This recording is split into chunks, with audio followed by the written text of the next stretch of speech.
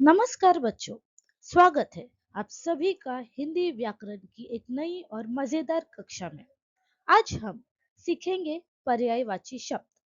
क्या आप जानते हैं कि एक ही वस्तु के कई नाम हो सकते हैं?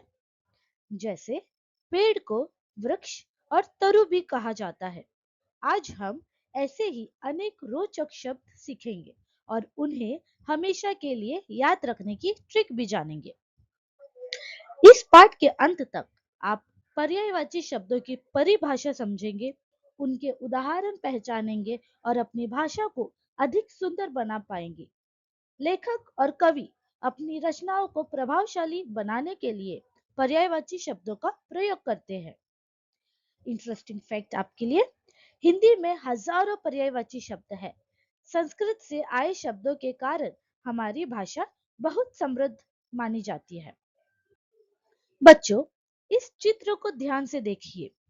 तीन बच्चे एक ही पेड़ को अलग अलग नामों से बुला रहे हैं। वृक्ष, पेड़ और तरु। क्या तीनों अलग अलग चीजें हैं? नहीं, तीनों का अर्थ एक ही है।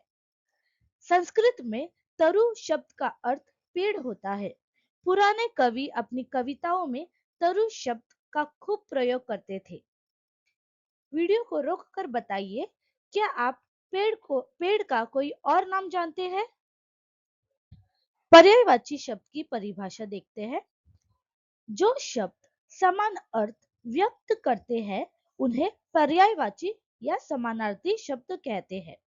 उदाहरण: वृक्ष, पेड़, तरु। वस्त्र, कपड़ा, पट। कोयल, कोकिल, पिक। कोकिल शब्द संस्कृत से आया है और साहित्य में कोयल के लिए सबसे अधिक प्रयोग होता है। याद रखने की ट्रिक: पर्याय का अर्थ है समान और वाची का अर्थ है बताने वाला। इसलिए जो समान अर्थ बताए वे पर्यायवाची शब्द कहलाते हैं। एक अर्थ अनेक शब्द और एक चीज कई नाम। चलिए अब कुछ पर्यायवाची शब्द संग्रह देखते हैं। तो पहला है अंधकार या अंधेरा। अंधेरा, तिमिर, तम और अंधकार। तिमिर शब्द कविताओं में बहुत आता है। अग्नि, अनल, आग, ज्वाला। वेदों में अग्नि को देवता माना गया है।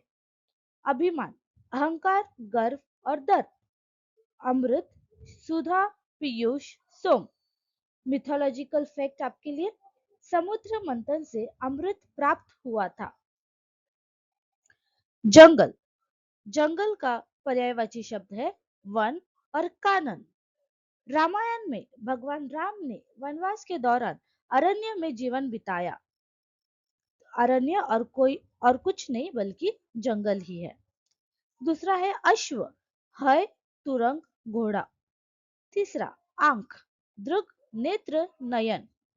आसमान, गगन, नभ, आकाश। भारत का पहला उपग्रह आर्यभट्ट अंतरिक्ष में भेजा गया था, जो आकाश के अध्ययन में मददगार बना। आनंद, आनंद का पर्यायवाची शब्द उल्लास, खुशी, हर्ष। इच्छा, कामना, चाह, अभिलाषा। उपवन, वाटिका, उद्यान और बगीचा। मुगल काल के उद्यान अपनी सुंदरता के लिए प्रसिद्ध थे।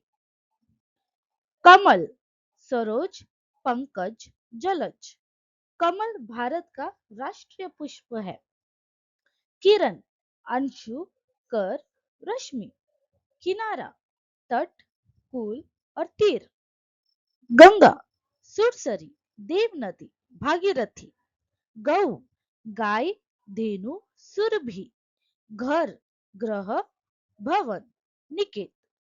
चतुर, कुशल, दक्ष, निपुण। चंद्र, शशि, राकेश, मयंक। जल, वारी, तोय, नीर। झंडा, ध्वज, पताका, केतु। तलवार, खड़ग, असी, कृपान। तालाब, जलाशय, सरोवर, सर। देवता, सूर, अमर, देव। दुनिया, विश्व, संसार, जगत। विश्व शब्द पूरे संसार के लिए प्रयोग किया जाता है। धन, वित्त, संपदा, संपत्ति। नदी, तरंगिनी, सरिता, तटिनी। यहाँ पर एक फन फैक्ट, भारत में तकरीबन 400 से अधिक नदियां बहती है।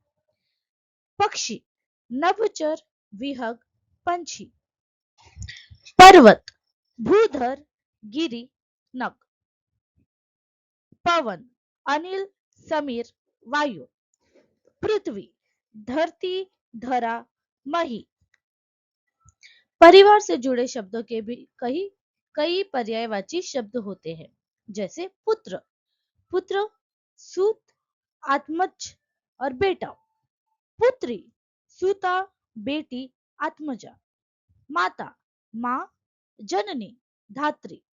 मित्र, सखा, दोस्त, मित्र।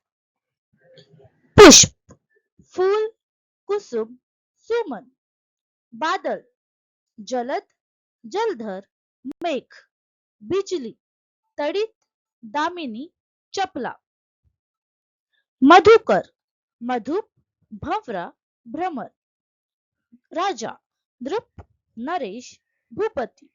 रात, यामिनी, रजनी, विभावरी।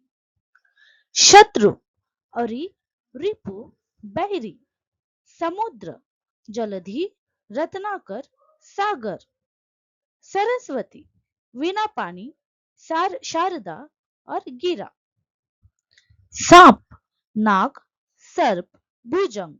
सिंह, वनराज, केसरी, शेर। सोना, कंचन, कनक, स्वर्ण। हाथ, हस्त, कर, पानी। हाथी, कुंजर, गज, हस्ती। हृदय, उर, ही, वक्ष। तो बच्चों, आज हमने सीखा कि समान अर्थ बताने वाले शब्द पर्यायवाची शब्द कहलाते हैं। इन्हें समानार्थी शब्द भी कहते हैं। धन्यवाद।